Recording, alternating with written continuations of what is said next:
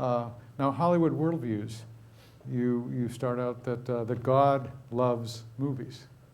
And you mention dreams and visions. I mean, God's form of television and movies. I mean, talk a little bit about as you read the Bible and what do you see? Yeah. Well, movies are basically visually dramatic stories. And of course they didn't have movies back then. So, No? What would Jesus do? Would Jesus drive a BMW? Would Jesus watch a movie?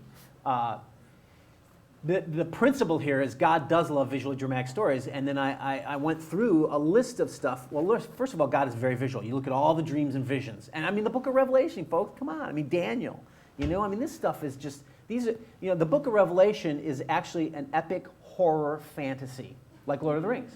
It is.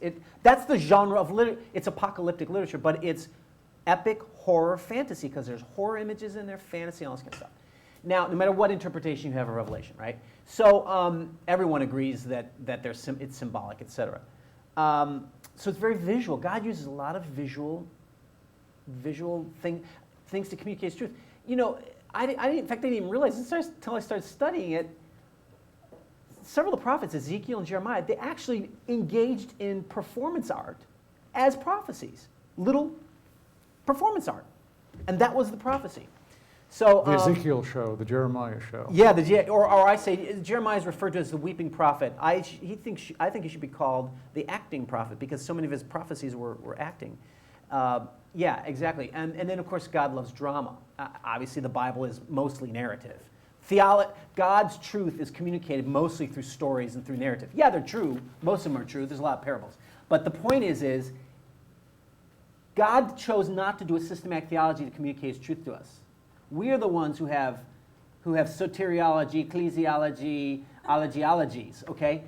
God, and don't tell me that they're primitive, they're primitive and they didn't have this understanding.